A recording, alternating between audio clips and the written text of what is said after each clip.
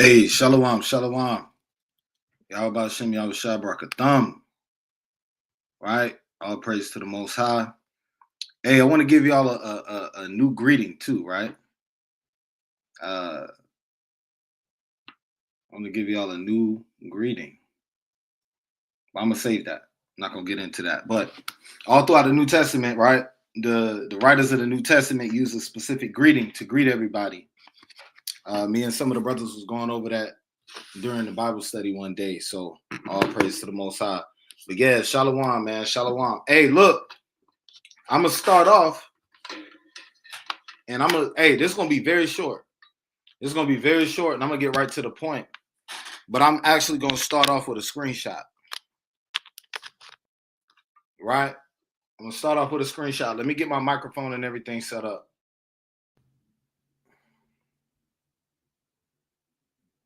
And then we're gonna get rolling.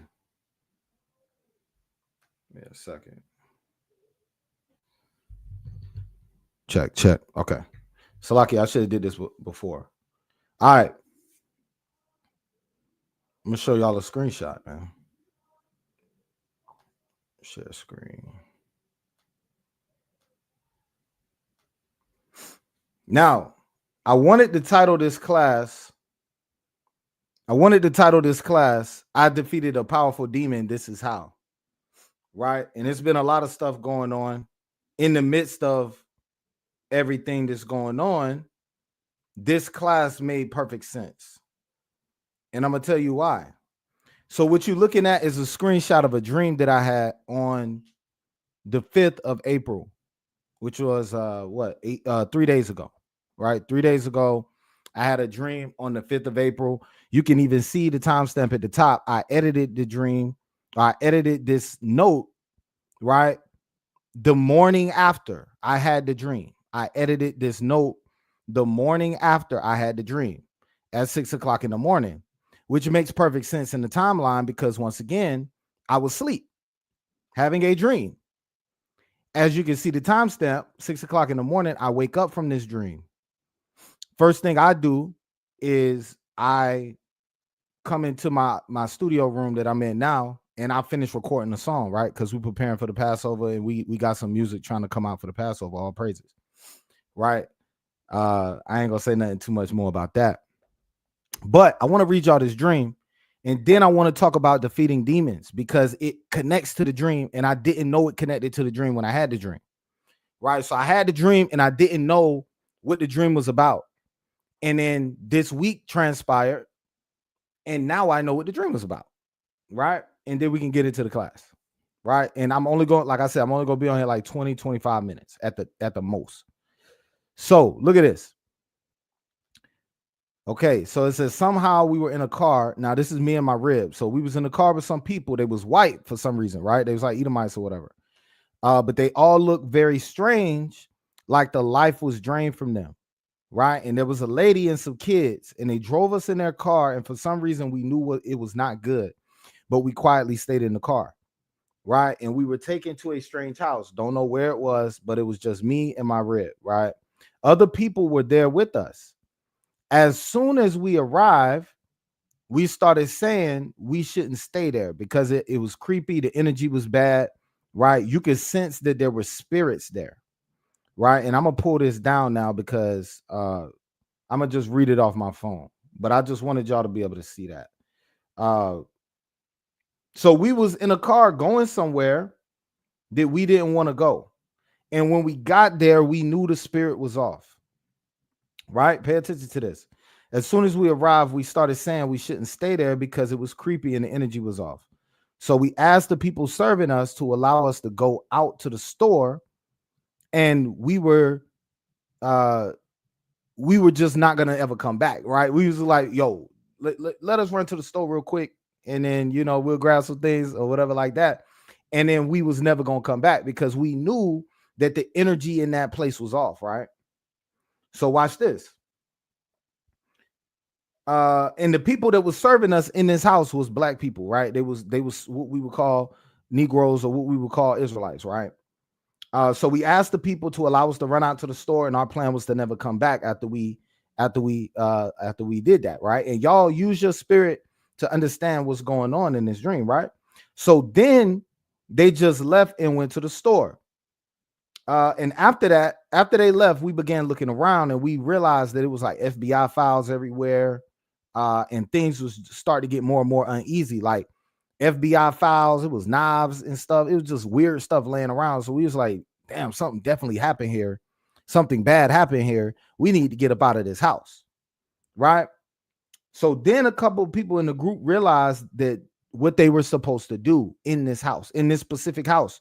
And looking back on it, the spirits in this house were influencing the people to do something that regular people would not do. And so they was taking these knives, right? And they was like putting them in the wall, like into like a cabinet thing.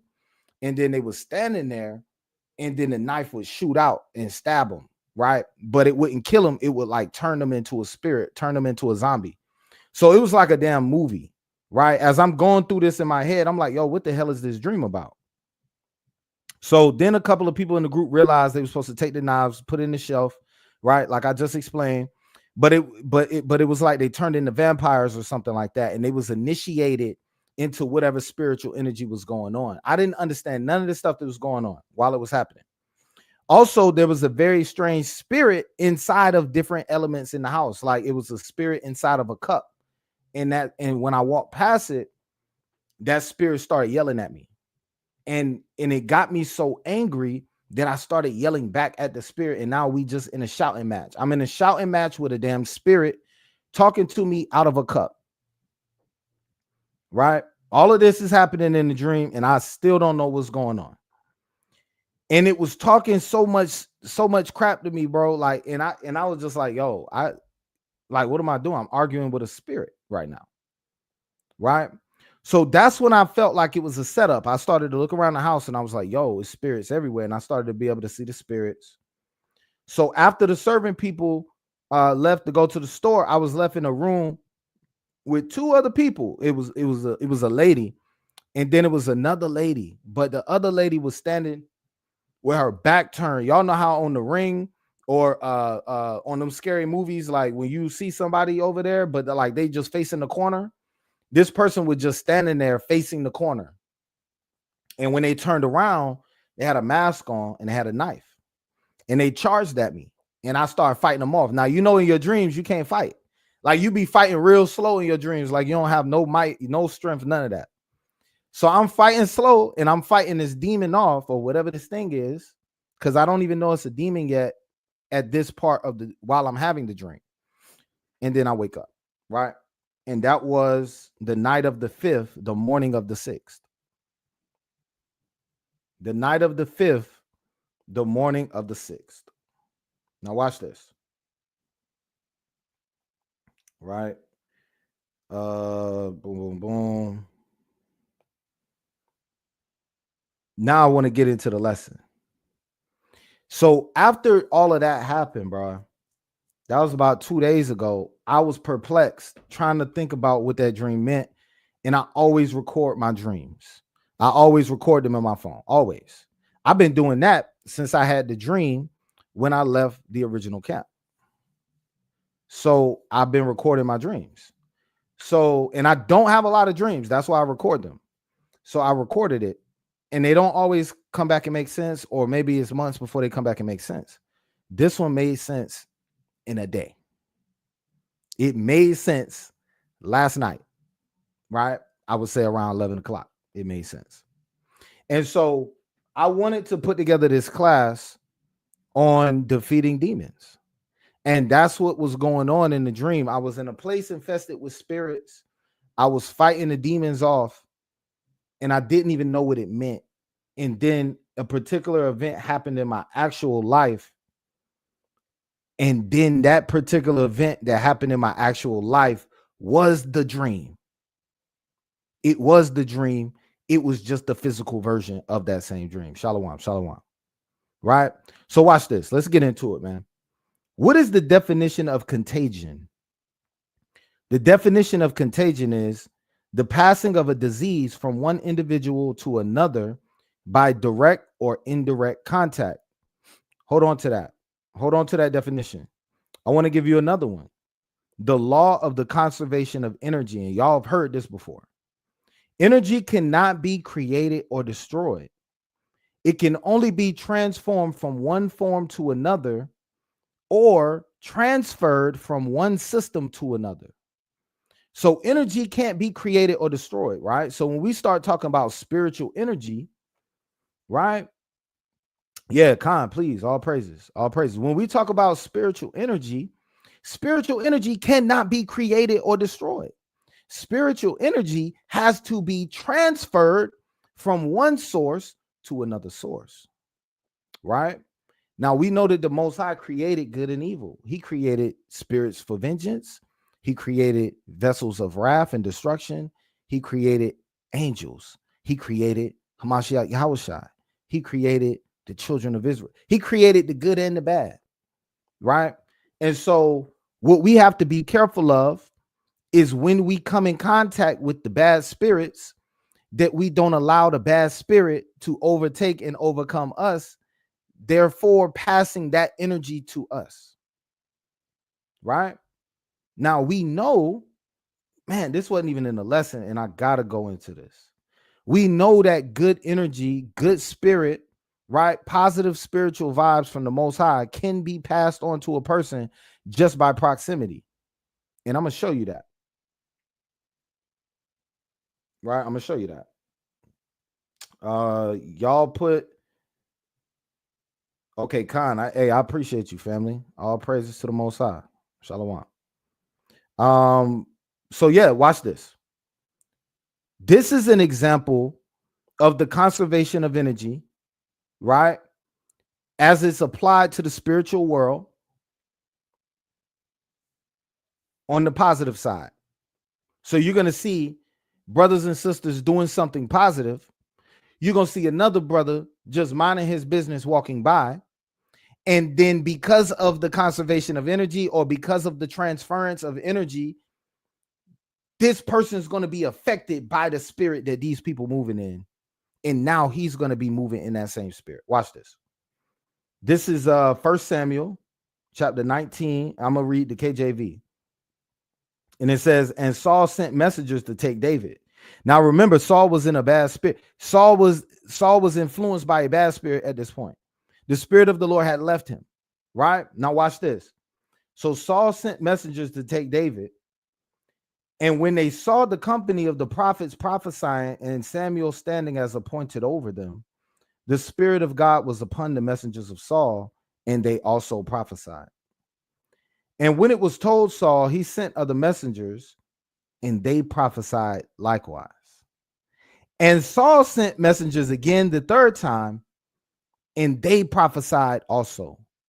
So what I'm showing you is that it's possible for positive spiritual energy to jump on a person, right?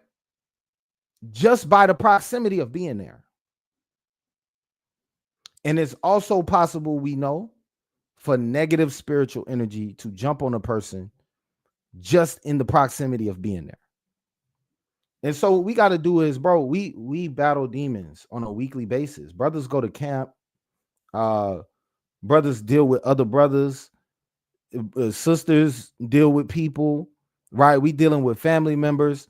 All of these things that we do, we got to be cognizant of the influence of that spiritual energy jumping on us. So it's 4 things I got. And like I said, it's going to be short. 4 things that I got that's going to be short. Go back and listen to the dream, and that'll help you understand what's going on. Don't let them jump on you is number 1. Right? So let me get Psalms 51 and 10. Psalms 51 and 10. Khan, all praises. Shalom to everybody who's in the room. Psalms 51 and 10, right? Because this is the thing, bro. We have a inclination towards the spiritual things, whether they be good or bad. And what we have to do is we have to protect our vessel so that we can discern the things that's going on, right? We taught a class not too long ago. It was a Sabbath meditation on discernment. and we broke down what discernment is. And you can't have discernment unless you understand how to watch and be spiritually aware in certain situations. So watch this. This is Psalms 51:10. Create in me a clean heart, O God, and renew a right spirit within me. Renew a right spirit within me. We got to be able to understand the spirit that we operating in at the moment, and then be able to have the cognizance to say, Most High, renew that right spirit, right? Because, hey, our anger can pull us out of it. Our anger can pull us out of the spirit to the point of no return. Brothers get angry and kill each other, man. And then we go in the corner and preach against it. But then when we deal with each other, we get angry to the point where there's no conversation that's able to be had. We get angry to the point where a reasonable request can't be honored. Right? And if we dealing like that still as Israel, and I said this to a brother earlier this week.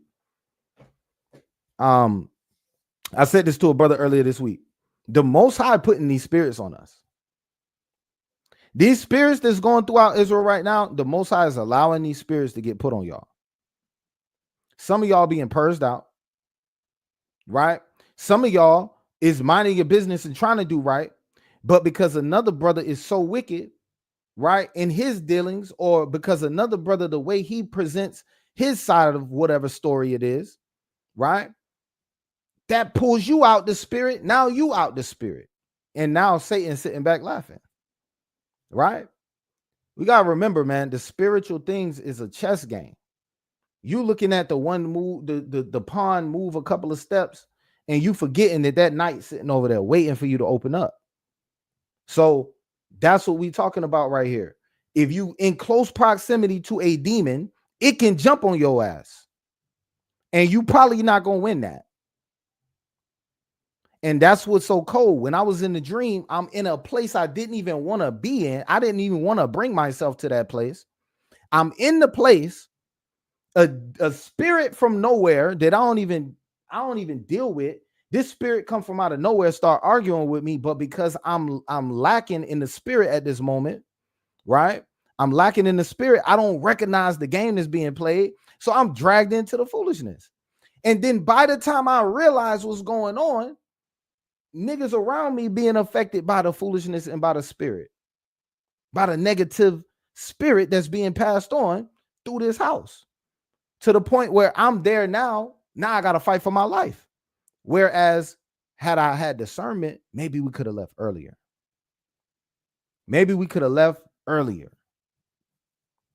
Watch this.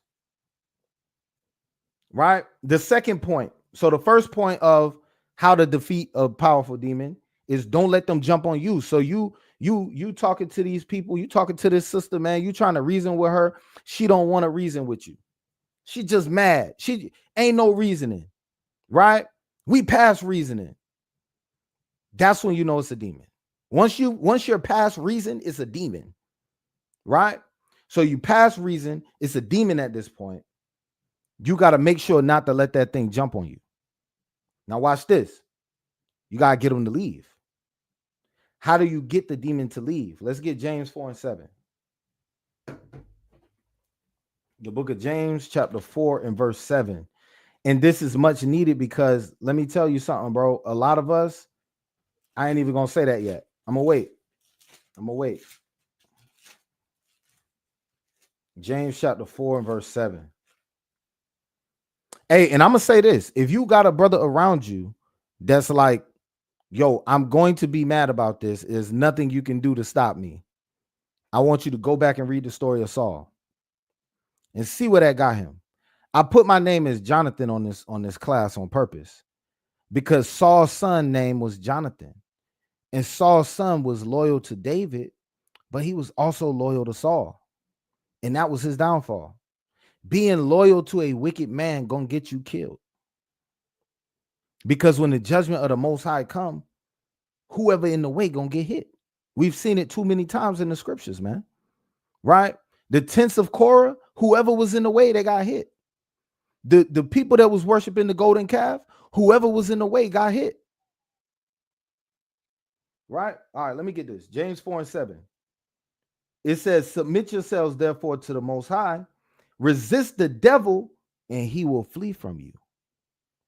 You got to resist that spirit that's trying to jump on you. The only reason that spirit is there talking to me in that dream and going back and forth with me is to ease my guards down. And then once I get mad, now my spirit is not in the right place. Now I'm susceptible to whatever's happening. Yo, if I would have continued to argue with that demon, right? Because like I told you, I walked away from that demon that was there arguing with me. And I was like, yo, what am I doing? I walked away from that, and then I could see the other demons in the room, right?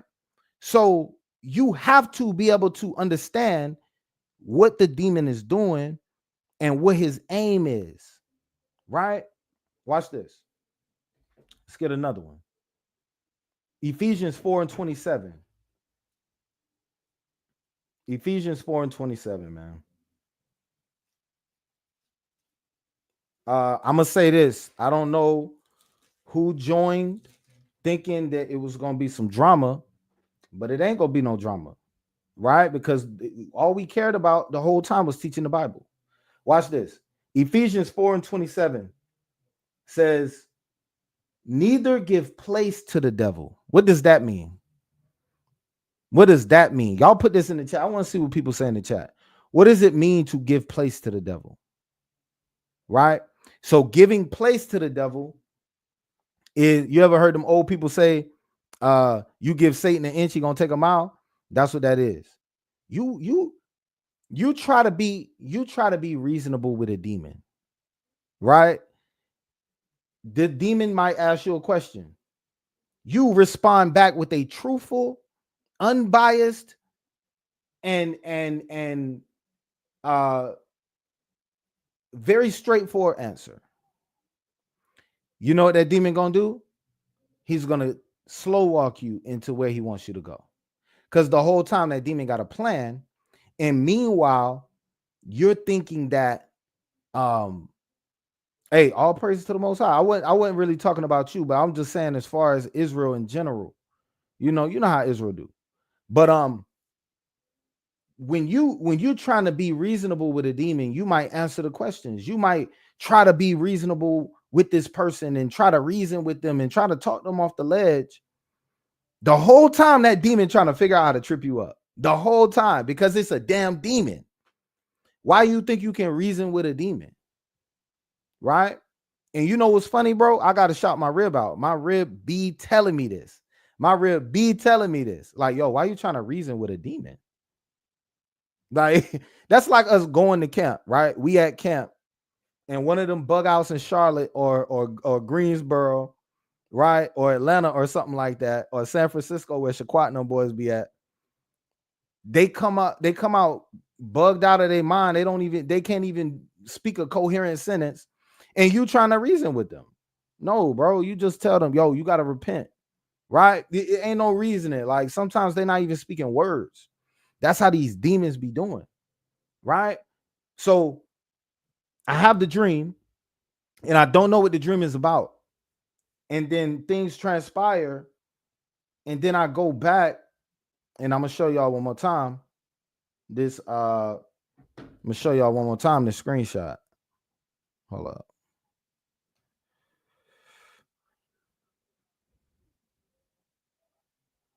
Man, hold on real quick. I thought I had it up. Right? It's crazy, bro. The Most High is the greatest, man. I can't make this up. If I could make this up, I'm a genius. Right? If I made this up, I'm a damn genius, and I'm a demon for lying to y'all. But watch this. Share this window. So I have this dream, right? I have this dream, and no more than 48 hours passes, and the dream comes to life. Right? Now, this is how the Most High works. Right? This is how the Most High works. And watch this. Watch this. The next one is watch and be girded up. So had I not recorded the dream and been watching for what the dream was about, I may have never made the connection. The Most High be telling us stuff all the time, and y'all not watching for what he was saying. He gave you a dream, you forgot all about that dream. He gave you an understanding, he gave you an intuition, he gave you like a spark of wisdom that you didn't even comprehend, and you wasn't watching for it, so you couldn't see it coming. And then when you're in the middle of it, you have deja vu. You're like, hey, why does this feel familiar? But then when you pull yourself out of that situation, when the Most High pulls you out of that situation later, what do you say? Dang, all the signs was there. All the signs was there, right? That's because you was missing the signs. And what I'm trying to tell you is, one of the ways I was able to defeat this powerful demon is because I recognized it was a demon that I was dealing with, and I did not allow the transference of that spiritual energy onto myself. Now, watch this. Let's read it. Let's get 1 Peter 5:8. These are all classic scriptures, man. Nothing deep. Nothing deep. There is one scripture that y'all may not know, but that's going to be a little bit later. First Peter 5:8. Look what he said. It says, be sober. Being sober means you can't be drunk off of your own pride. You can't be drunk off your anger. You can't be drunk off your guilt. You can't go too far to the left or too far to the right. You have to be sober-minded to understand what these demons are doing and where they at, and pinpoint them and know how to defeat them. Right? Hamashiach Yahushua was in the wilderness for 40 days and 40 nights. And when the evil one came up, he had to know it was him. Think about this. You might be hungry. And you doing a fast, but you haven't said how long the fast is going to be. You just like, yo, I'm going to fast until the Most High put it on my spirit to stop. So you get 24 hours into the fast, 36 hours into the fast, 48 hours into the fast. And somebody come up, yo, man, hey, I got some extra food. Like, you at work or whatever. I got some extra food, man. You want some? If you're not watching that spiritually, you don't know where it's coming from. That could be the Most High saying, yo, the fast is over. Or it could be Satan saying, turn that stone into bread. And Satan will only show up at the opportune time, right? And that's what we was talking about. Don't give him no room. That's right. That's right. We can't give him no room. So watch this. I want to show y'all this. This is 1 Peter 5:8. Be sober, be vigilant, right? And being vigilant means watchful. So if you're watchful, if you keeping your eyes on what the Most High has showed to you, then guess what? Whenever Satan come, he can come at the 11th hour, he can come at the 10th hour, he can come at the 9th hour, he can come at 10:15 p.m. It don't matter when he come. You watching and you ready, and you're not transferring that energy between that spiritual entity to yourself. Right? Watch this. It says, because your adversary, the devil, as a roaring lion, walketh about, seeking whom he may devour. The whole purpose for that demon being there and being available in that moment is to devour you. But gold is tried in the fire, right? An acceptable man in the furnace of adversity. Watch this. And I want to say something on that point. And it's difficult when people anger us or when people do things to us that piss us off. It's very easy to say, yo, to hell with that nigga, man. This, that, and the third. This, that, and the third. It's easy to do that. That's easy. It requires fighting off your spirit all the way to the end to end up saying what Christ said, right? When he said, forgive them, Father, for they know not what they do. You know, we've had things going on, bro, but I've been praying for brothers, man. I can actually say that with a clear conscience. I've been praying for brothers. And I'm praying for brothers mainly because my goal was never my goal was never malicious intent. My goal was always, hey, I don't like how this is happening. You know, my spirit is messed up, and I said it on this side, and I said it on that side. And sometimes I was wrong. Sometimes my spirit was messed up because I was wrong. Like maybe I was just looking at it a certain type of way, and I didn't have the information in that certain situation. But in either case, when my spirit was wrong or when my spirit was feeling a certain type of way, I let brothers know. You know what I'm saying? But every time I came to a situation, I was trying to be a peacemaker. And we cannot abandon that no matter what happens. No matter what happens, we can't abandon that. Right? Watch this. The next one I want to hit you with is pray first, and then we're going to read an actual story, and I'm going to close it down. Right? So, Sirach 13 and 19. Sirach 13 and 19. 32 and 19. Salakia. Right? And it reads, boom, boom, boom. Sirach 32 and 19 is a classic. Do nothing without advice, and when thou hast once done, repent not. So once you go and get your advice, your counsel, repent not, man. Because guess what? You sought counsel in the thing that you're doing. But there's a caveat to this. Does that mean that I can go choose the person I want to get counsel from, and then whatever they say, as long as they tell me what I wanted to hear anyway, then I'm good? No, because now you are seeking teachers who are telling you things you want them to say, and that's itching ears. So you can't only find counsel, it must be counsel that's in alignment with the spirit, right? Because you never want to be out of alignment with the spirit. That makes you susceptible for these demons and for these spirits to jump on you, right? But we always say, hey, do all things with counsel. Well, guess what? I'm gonna do you one better. Not only should you get counsel, but y'all should be praying every time you're about to face a demon. And that's why I messed up. One thing I didn't say about that dream is that I did not pray in the dream. I never thought about it. It never even crossed my mind, bro. And likewise, in real life, when the situation happened, I did not think to pray during the situation. Right? And I'm at fault for that because we're supposed to do all things by advice and by counsel. Well, what better advice and counsel can you get than going to the Most High? Hey, Most High, what you want me to do? What you want me to say? Right? We gotta start thinking how the prophets was thinking. Elijah wasn't just going somewhere, right? He was in a prophetic mode. He wasn't just going somewhere. He was influenced. He was under the influence of the Most High. Right? We read about this when Christ was taken to the wilderness.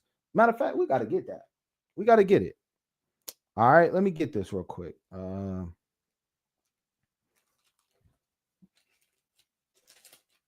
me show you this.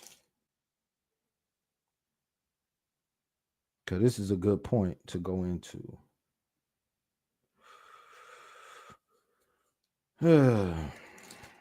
Salaki, I got to find out which account it's in. Right?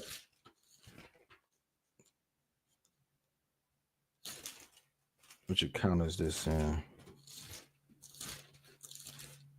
It's a specific phrase that I want. Here you go, right here. All right, this is Matthew chapter 4, starting at 1. It said, then Yahushua was led up. Pay attention. He was led up of the Spirit into the wilderness to be tempted of the devil. So if the Spirit sets you in a position to be tempted, then that means the Most High gave you a way out of the temptation. He's doing it for a purpose, and you potentially prepared for this temptation, right? Why not go get the advice from him? That's almost like having a damn test and the teacher like, yo, anybody got any questions for the test? And you don't ask no questions. That's exactly what that is, bro. When we go to camp, it ain't no reason we shouldn't show up at camp and not be praying first. I used to make it a habit, and over time, you know, just in the pattern of moving fast and being zealous and not focusing on the spiritual aspect of what we was doing, there's no way you should go face a demon and not be praying first. That's pride that got you doing that. right? So I learned that lesson. Won't happen no more, right? And then let me get y'all this, man. So we gotta finish this up. I told you I wasn't gonna be on here for a long time. So we talked about Saul and the evil spirit. We talked about we kind of briefly talked about Saul's messengers who went to go find David, right? And then they was caught up in prophecy. And the reason that happened is because the transference of energy is a real thing. Those brothers was so deep in prophecy, the spirit was probably swirling around them brothers like a damn tornado. And when those brothers came to try to get David, they was taken up in it and couldn't get away and just had the prophecy, right? Well, make sure that when that evil spirit is swarming around brothers, that you very vigilant about going into that tornado. Make sure that you very vigilant about going into that, right? And it's probably almost never a reason to go into that, right? Because what you gonna do? You gonna convince a demon to come out? You could tell a brother, hey man, look, y'all can't do this, or hit him up on the side, bro. But sometimes once that demon get on a brother, there is no reasoning, right? Reasoning it's not a thing no more, right? I'm gonna get that too. Let's get it. 1 Corinthians 10 and 13 real quick, right? 1 Corinthians 10 and 13, right? Boom. This is 1 Corinthians 10 and 13. There have no temptation taking you but such as is common to man, but God is faithful, who will not suffer you to be tempted above that you are able. Because just as we read, the spirit led Christ into the wilderness to be tempted, right? So why would the spirit bring you somewhere where you're not prepared to face the battle at hand? That don't make no sense, right? So let's get this point and let me close out, right? And I have one last statement that I must say before I close out. So this is Acts 19 and 11. Acts 19 and 11. And this is a famous passage. We know this, but it's cold for this purpose, right? I started the class off with contagion, the definition of contagion. Go look that up. I started the class off with the definition of the law of conservation of energy, right? These are two principles that we cannot deny, right? COVID-19 is proof of contagion, and planned pool is a proof of conservation of energy, right? It's a law of the universe, of nature, that the Most High set up. Now watch this. This is the book of Acts chapter 19, starting at verse 11. And the Most High wrought special miracles by the hands of Paul, so that from his body were brought unto the sick handkerchiefs or aprons. Ooh, I wasn't even gonna make this point. Yeah, I'm gonna come back to it, King. I'm gonna come back to it because that's cold. That's cold. Watch this though. It said, verse 11, it says, God wrought special miracles by the hands of Paul, so that from his body were brought unto the sick handkerchiefs and aprons, and the diseases departed from them, and the evil spirits went out from them. So they was able to take a handkerchief or an apron from Paul, and that handkerchief has spiritual power, right? The apron has spiritual power. Whatever it is that came from Paul, that thing now has spiritual power.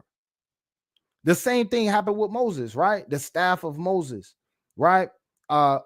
Elijah, the spiritual energy from Elijah, a double portion was given to Elisha, right? So why are we acting like we don't understand this when it comes to the left-hand side? When brothers is moving on the left-hand side, your proximity to that is going to be contagious and it's going to rub off. That's why we say, dang, I'm gonna butcher it. But basically, bad company corrupts people, right? Bad company corrupts people. Now watch this, verse 13. Then certain of the vagabond Jews, exorcists, took upon them to call over them which had evil spirits the name of the Lord Jesus, saying, we adjure you by Hamashiach Yahushua, whom Paul preacheth. So these exorcists, these guys who was supposed to be they were supposed to be special. They were supposed to be skilled at getting rid of demons, right? They said, yo, we're gonna do what Paul did. And there were 7 sons of one Sceva, a Jew, and chief of the priests, which did so.